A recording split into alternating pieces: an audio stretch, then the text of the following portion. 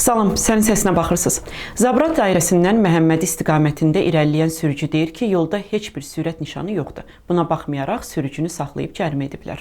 Bax qardaş, Zabratın qurğunu fırlandım. Düz üzü Məhəmmədiyə, Omidə tərəf gəlirəm.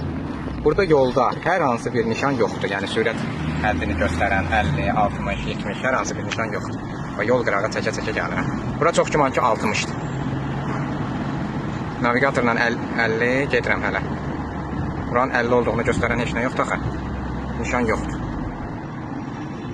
Yol qırağı nişan da yoxdur. Heç qurğudan fırlanmışam. Düşdüm qırmızıya. Bir dəqiqə.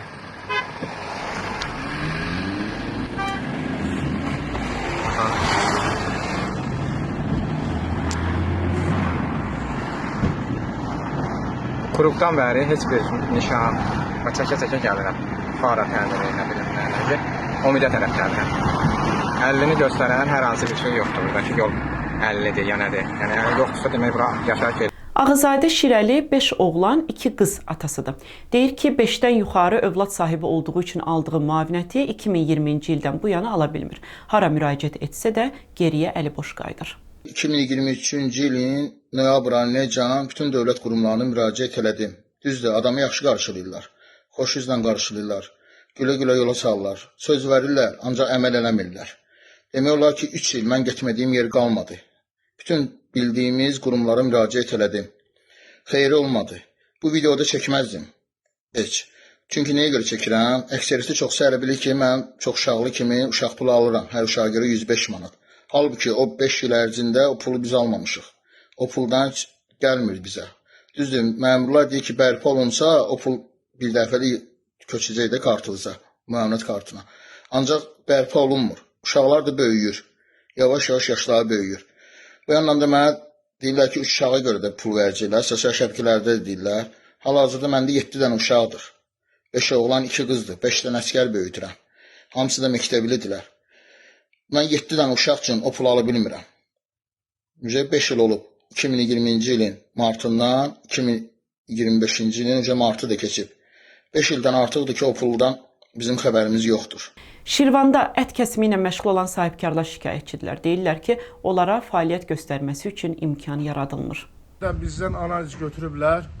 Heyvandan, nə qədər? Heyvandan 9 qram ət götürüblər Qaratikə yerindən. Bu harda yazılıb? Bu birinci Qaratikə yerindən yox, analizə getməlidir, bu laboratoriyaya getməlidir. Vəzisindən, heyvanın vəzisindən xəstəlik çıxır. Bəli.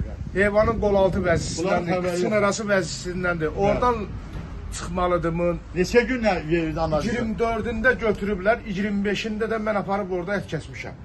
Məntəqədə. Mənim heyvanımı elə kəsiblər, gətirmişəm, mən bu günlər qutarmışam. Bu günlərdə ayın, may ayının biridir. Görsən, analizin cavabı yox. Analizin də cavabı mənə deyirlər ki, 15 gündən sonra çıxacaq. Onda belə çıxır ki, mən 22 gün bir də dananı, Hanıb qayda qanun? bir də dananı mən 22 gün xaladenikdə saxlayıb satmalıyam. Belə şey olur. 22 gündən sonra satmalıyam. Özə bir şey deyir ki, cənab prezidentin Milli Məclisin qərarı ilə bu fəaliyyət göstərir. Milli Məclisin qadasını alın prezidentin də. O nədir? Sənin orada sənin hazır deyirsən bu işə. Yəni sənin hazırlığın yoxdur orada. Bütün bu Şirvan cəmaatı yenə təkrar növbət yanır, açır. Keyfiyyət səni istəyir, onda açır. Başa düşürsən? Bir dənə qəssabı var. Sanitariya içəridə zirzivir. Qanı təmizləmək xüsusi kimya maddələr lazım. O qan təmizlər. O hara gedib tökülür? Gör nə tər faciədir ki, gör bu ikinin kanalizasiyası var. Onun kanalizasiyası nədir? Hara gedib tökülür? Filtrasiya olmalı, təmizlənməlidir. Yoxdur elə şey. Bütün oranın ventilyasiyası işləmir. Kafeli, metlaq orada ağ olmalıdır. Onları yuyulmalı, təmizlənməli. Heç bir şey yoxdur. Bu adamın zibili daşımaqla komxozla jekdən müqaviləsi yoxdur. Necə əldə? Hörmətli başçı. De, sözüdür. Heyvan da saxlanılır orada. Kəsim məntəqəsinin yanında. Heyvanın gözünün qabağında heyvan kəsilirlər. Olar? Yox. Özü deyir, müsəlman qaydasına kəsilir, o deyir. Müsəlman qaydasına kəsilmir. Heyvanın ayağını vururlar. Müsəlman ölkədə yaşayırıq. Cənab prezident, ay Milli Məclisində sədri Qafarova əlində tutub ki, Milli Məclis qərar verib elə. Milli Məclis verib, laf yaxşı. Sən öz gözündəki negativ halları təmizlə, orada cəmaat gəzir rahat. Bir dənə adam bu boyda rayon, özü regional. Heç bir rayonda fəaliyyət göstərmir. Nə Sabirabad, Səlyan, Azqavır, Nefsala, nə bilim belə su var, yoxdur belə şey. Bir dənə bu yaradım. Bu Bunun arkası yörədir. möhkəmdir də.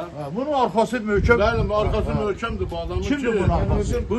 Biləsuvar sakini Yusif Mənsimli deyir ki, Mehriban Əliyevaya ünvanladığı məktuba görə icra başçısı onu yanına çağırıb övladı ilə təhdid edib.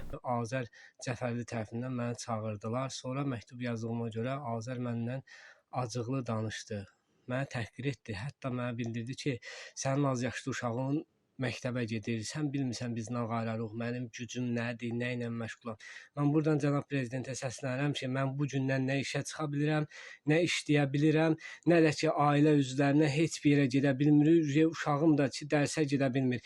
Bu məni az yaşlı bir dənə balaca uşaqla hədə-qorxu gəlir. Xahiş edirəm dövlət qurumlarından, orqanlarından ki, bu işə baxılsın artıq dərəcədə. Mən nə evdən çölə çıxa bilirəm, nə bir yerə gedə bilirəm. Sizdən cənab prezident xahiş edirəm ki, bu işə mütləq baxılsın. Otur, az yaşlı uşaq, təhsil almağa gedən uşağı mənə hədə-qorxu gəlir, Azər müəllim. Məhkəmə ilə hədə-qorxu gəldi, başqa dövlət orqanları ilə hədə-qorxu gəlir. Mənə bildirir ki, yəni mən burada ağsaqqal özüməm. Kimi necə istəyirəmsə idarə edə bilərəm, nəyi necə istəyirəmsə o cür eləyə bilərəm. Xahiş edirəm sizdən, cənab prezident, bizə köməklik edin. Qalmışam evin içində, heç bir yerə də çıxa bilmirəm. Ağdamın Sultanbud kənd sakini Talih Şərifov deyir ki, kəndin orta məktəbində tədris üçün şərait yaradılmayıb və neqativ hallarla bağlı etdiyi müraciətlər araşdırılmayıb. Bir dəfə mən elmi təhsil nazirinin qəbulunda olmuşam və yazılı şəkildə məlumat vermişəm Ağdamın Sultanbud tam orta məktəblə bağlı. Orada kimya, fizika laborator avadanlığı olmadan, kompüter işləmə, kompüter avadanlığı olmadan və laboratorlara əmək haqqı verir. İdman zalı ağzı bağlı, sklatda anbar eləyiblər. İdman zalının rəhbərlərinə əmək haqqı verir. Cənab nazirdən və cənab prezidentdən xahiş edirəm ki, bu məktəb haqqında tədbir görür. Bizim müraciətimizə baxılsın. Mən Səmədov Əbülfət Məhəmmədoğlu, Çulluk kənd sakini. Mən də bu məktəbdə baş verən negativ hallar haqqında dəfələrlə Elm və Təhsil Nazirliyinə məlumat vermişəm. İndiyə təəssüflər olsun ki, indiyənə kimi bu məlumatlarım heç bir cavab almamışıq. Elə müəyyən məktublar, cavablar göndərirlər ki, araşdırılma da indiyə kimi aparılmayıb. Bu həftəlik bu qədər. Şikayətlərinizi videoya çəkib bizim WhatsApp nömrəmizə göndərə bilərsiniz. Hələlik.